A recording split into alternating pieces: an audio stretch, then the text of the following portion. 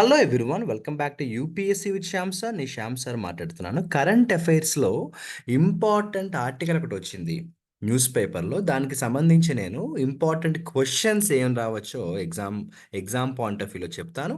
At the same time మనకి UPSC లాంటి exams కావచ్చు, లేకపోతే గ్రూప్ 1, గ్రూప్ 2 లాంటి ఎగ్జామ్స్‌లో ఎస్సే రైటింగ్ అవసరం ఉన్నప్పుడు, మనం ఒకవేళ ఎస్సే రాయాలి అంటే దానికి కావాల్సిన కంటెంట్ కూడా కావాలి కదా! అంటే కొంత మన దగ్గర మ్యాటర్ అనేది ఉండాలి కదా! కాబట్టి ఇందులో కొన్ని పాయింట్స్ నేను ఎస్సే రైటింగ్‌కి హెల్ప్ అయ్యేవి కూడా చెప్తాను. ఏం లేదమ్మా, రీసెంట్‌గా న్యూస్ పేపర్‌లో ఫ్యాటీ లివర్ గురించి మాట్లాడుకోవడం జరిగింది. బేసికల్‌గా ఈ మధ్య కాలంలో ఫ్యాటీ లివర్ డిసీజ్ అనేది చాలా కామన్‌గా చాలామంది సఫర్ అవుతున్న ప్రాబ్లమ్ ఇది. అయితే దీని గురించి ఎందుకు మనం మాట్లాడుకుంటున్నామంటే, జూన్ 13థ్ ఇంకా చెప్పాలంటే ప్రతి ఇయరు సెకండ్ థర్స్‌డే అంటాం మనం. ప్రతి ఇయరు కూడా second week, Thursday of second week. సింపుల్‌గా చెప్పాలంటే ఈ ఇయర్ మనకి జూన్ 13థ్ ఇంటర్నేషనల్ ఫ్యాటీ లివర్ డేగా మనం పిలుస్తాం. ప్రతి ఇయరు కూడా జూన్ 13థ్ అనేది మనం ఇంటర్నేషనల్ ప్రతి ఇయర్ కూడా మనం జూన్ 13థ్ అనేది ఇంటర్నేషనల్ ఫ్యాటీ లివర్ డేగా పిలుస్తాము. ఈ ఇయర్ కూడా మనం ఇంటర్నేషనల్ ఫ్యాటీ లివర్ డేగా పిలిచినప్పుడు ఒక థీమ్ అనేది ఉండాలి కదా! ఈ ఇయర్ మనం పెట్టుకున్న థీమ్ ఏంటో ఇక్కడ చూడండి హైలైట్ చేశాను. ఈ ఇయర్ మనం పెట్టుకున్న థీమ్ ఏంటంటేనన్నా యాక్ట్ నౌ స్క్రీన్ టుడే. మనం ఈ ఇయర్ పెట్టుకున్న థీమ్ ఏంటంటే యాక్ట్ నౌ స్క్రీన్ టుడే. ఈ డైరెక్ట్ క్వెషన్ అనేది మనం ఎగ్జామ్‌లో ఎక్స్‌పెక్ట్ చేయొచ్చు. ఇంటర్నేషనల్ ఫ్యాటీ లివర్ డేగా మనం ఎవ్రీ ఇయర్ జూన్ 13థ్ పిలుస్తాము. ఈ ఇయర్ థీమ్ ఏంటంటే యాక్ట్ నౌ స్క్రీన్ టుడే. ఇక్కడి దాకా చెప్పింది ఎగ్జామ్‌లో క్వెషన్ వచ్చే ఛాన్స్ ఉంటుంది. ఇంకొంచెం మనం డీప్‌గా వెళ్తే అంటే ఒకవేళ కానీ ఎక్స్‌ట్రా ఇన్ఫర్మేషన్ తెలుసుకోవాలి అనుకున్న వాళ్ళు ఇక్కడి నుంచి వీడియో ఫర్దర్‌గా చూడండి. లేదు నాకు ఎగ్జామ్ పాయింట్ ఆఫ్ వ్యూలో ఈ 2 బిట్స్ మాత్రమే చాలు అనుకున్నవారు ఇక్కడితో వీడియో చూడడం కంప్లీట్ చేసుకోవచ్చు. అంటే మీరు వీడియోని ఎండ్ చేసుకోవచ్చు. అడిషనల్ ఇన్ఫర్మేషన్ కావాలనుకున్న వారు ఇంకా కంటిన్యూగా చూడండి. ఏం లేదమ్మా, సాధారణంగా మనకి లివర్ ప్రాబ్లమ్స్ ఎప్పుడొస్తాయో తెలుసా? ఎక్సెస్ ఆల్కహాల్ తీసుకుంటే. అది అందరికీ తెలిసిన విషయమే కదా! జనరల్‌గా మనకి లివర్ ప్రాబ్లమ్స్ ఎప్పుడొస్తాయి మనకి? ఎక్సెస్ ఆల్కహాల్ తీసుకుంటే. కానీ ఈ మధ్య కాలంలో దాన్నే మనం ఏమంటామంటే క్రోనిక్ లివర్ డిసీజ్ అంటాం. కానీ ఆల్కహాల్‌తో సంబంధం లేకుండా వచ్చే లివర్ ప్రాబ్లమ్‌ని ఏమంటాము? ఫ్యాటీ లివర్ డిసీజ్ అంటాం. అందుకే చాలామంది ఆల్కహాల్ అలవాటు లేని వారు కూడా లివర్ ప్రాబ్లమ్స్‌తో సఫర్ అవుతున్నారు. అదేంటంటే ఫ్యాటీ లివర్. యాక్చువల్‌గా ఈ ఫ్యాటీ లివర్ రావడం వల్ల కాన్సీక్వెన్సెస్ ఏంటంటే బాడీలో మెటబాలిక్ ప్రాబ్లమ్స్ వస్తున్నాయి. కార్డియక్ ప్రాబ్లమ్స్ వస్తున్నాయి. ఇంకొంతమందికైతే క్యాన్సర్ కూడా వస్తోంది. ఈ ప్రాసెస్‌ని, ఈ డిజార్డర్‌ని మనం ఏమని పిలుస్తామంటే ఎంఏఎస్ఎల్‌డి అంటాం. అంటే metabolic dysfunction associated steatotic liver disease. Metabolic dysfunction associated steatotic liver disease అంటాము. ఇది మనం కొంచెం ఎగ్జామ్‌లో వస్తుంది అని గ్యారంటీగా నేను చెప్పలేను. కానీ వస్తే మాత్రం మనం రెడీగా ఉండాలి. ఎంఎస్ఏఎల్‌డి ఫుల్ ఫార్మ్ ఏంటో గుర్తుపెట్టుకోండి. ఇప్పుడు ఈ ఫ్యాటీ లివర్ డిసీజ్ వచ్చిన వాళ్ళకి కాన్సీక్వెన్సెస్ ఏంటంటే లివర్ ఇన్‌ఫ్లమేషన్ వచ్చేస్తుంది. దానికి తోడు లివర్ స్కారింగ్ వస్తుంది. దీనివల్ల మనకి లివర్ ట్రాన్స్‌ప్లాంటేషన్ చేయాల్సినంత పెద్ద ప్రాబ్లమ్ అయితే వచ్చేస్తుంది. ఇక 2022లో మనకి ఎంతమందికి ఈ లివర్ ప్రాబ్లమ్ వచ్చింది, ఫ్యాటీ లివర్ ప్రాబ్లమ్ అని పర్సెంటేజెస్ రాసాడు. ఇక తర్వాత మీరు చూసినట్టయితే ఈ ఫ్యాటీ లివర్ రావడం వల్ల నేను ఇందాక చెప్పినట్టు మెటబాలిక్ సిండ్రోమ్ వస్తుంది. ఒబేసిటీ లాంటి ప్రాబ్లమ్స్ వస్తున్నాయి. డయాబిటీస్ వస్తుంది. హై బీపీ వస్తుంది. అబ్నార్మల్ కొలెస్టరాల్ లెవెల్ కూడా. అంటే ఒక్క ఫ్యాటీ లివర్ వల్ల ఎన్నో రకాల ప్రాబ్లమ్స్ వస్తున్నాయి. శ్యామ్ సార్ ఇదంతా క్లియర్‌గా ఎక్స్‌ప్లెయిన్ చేశారు. మాకు బాగా అర్థమైంది. అయితే ఒకటి చెప్పండి సార్, ఇంతకీ అసలు ఈ ఫ్యాటీ లివర్ డిసీజ్ ఎక్కడి నుంచి వస్తుంది మనకి? మనం చేస్తున్న తప్పేంటి అంటే, ఎక్సెసివ్ కార్బోహైడ్రేట్స్ తీసుకున్న వాళ్ళకి ఫ్యాటీ లివర్ ప్రాబ్లమ్ వస్తుంది.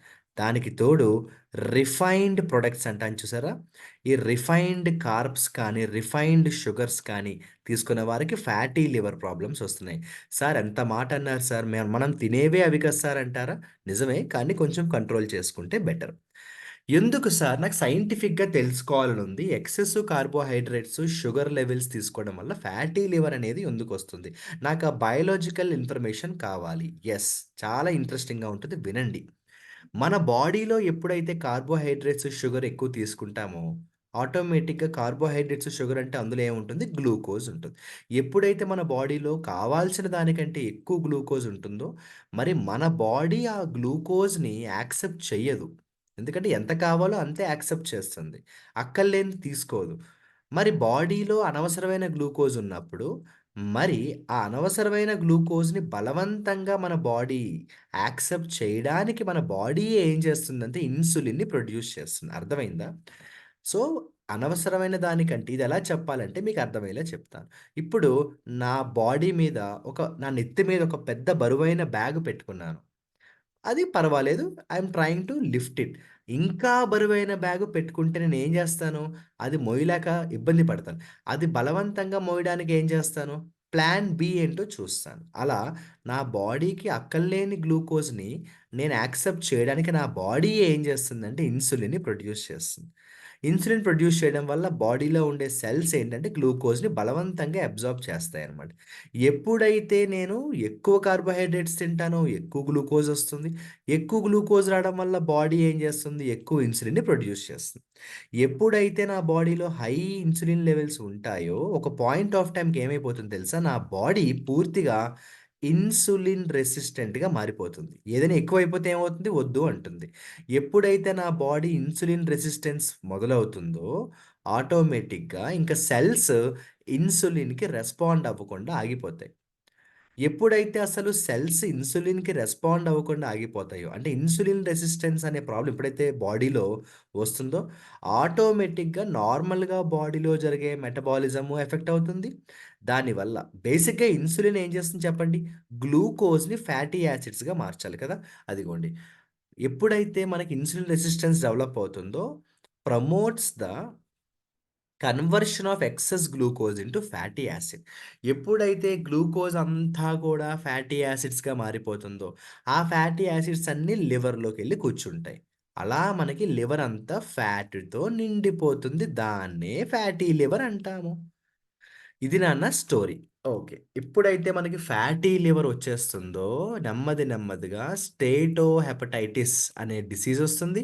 సిరోసిస్ అనే డిసీజ్ కూడా వస్తుంది. ఇన్ని రకాల రోగాలు ఫ్యాటీ లివర్ వల్ల వస్తున్నాయి. ఓకే. దీన్ని బట్టి మనకేమర్థమైంది? మన బాడీలో మోస్ట్ ఇంపార్టెంట్ ఆర్గాన్ ఏంటంటే లివర్. అందుకే దాన్ని ఏమని పిలుస్తాం తెలుసా? సైలెంట్ ఆర్గాన్ అంటాం. అది పెద్దగా మాట్లాడదు. కానీ చాలా ఇంపార్టెంట్. ఈ మధ్య కాలంలో ఈ ఫ్యాటీ లివర్‌ని టెస్ట్ చేయడానికి కొన్ని టెక్నాలజీ కూడా పెట్టారు. అడ్వాన్స్డ్ లివర్ టెస్ట్‌లంట. ఉదాహరణకి లివర్ ఫైబ్రోసిస్ అని జెప్పేసి ఒక టెస్ట్ కూడా పెట్టారు. అదేంటంటే లివర్‌లో ఎంతవరకు స్కారింగ్ ఉందని టెస్ట్ చేస్తున్నారు. అలాగే మనకేంటంటే vibrant controlled transient elastography, liver fibrosis లాంటి కొత్త టెక్నాలజీ పెట్టారు.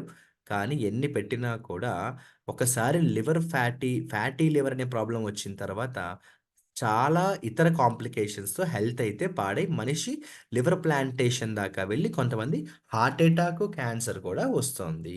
ఇదంతా కూడా ఎందుకు చెప్పానంటే మనకి ఆ టోటల్ స్టోరీ అనేది తెలియాలి. నేను ఈ వీడియోలో ఏం చెప్పాను? అసలు ఫ్యాటీ లివర్ అంటే ఏంటి? అది ఎలా వస్తుంది? దానికి మెయిన్‌గా రావడానికి రీజన్స్ ఏంటో చెప్పాను. ఇక అసలు ఈ డిస్కషన్ ఎందుకొచ్చిందంటే మొన్న రీసెంట్‌గా జూన్ 13వ తారీఖున ప్రతి ఇయర్ కూడా international fatty liver day celebrate చేసుకుంటాం. సారీ సెలబ్రేట్ అనకూడదు. ఎవ్రీ ఇయర్ ఫ్యాటీ లివర్ డేగా మనం పిలుస్తాం. ఇక ఈ ఇయర్ థీమ్ ఏంటంటే యాక్ట్ నౌ స్క్రీన్ టుడే.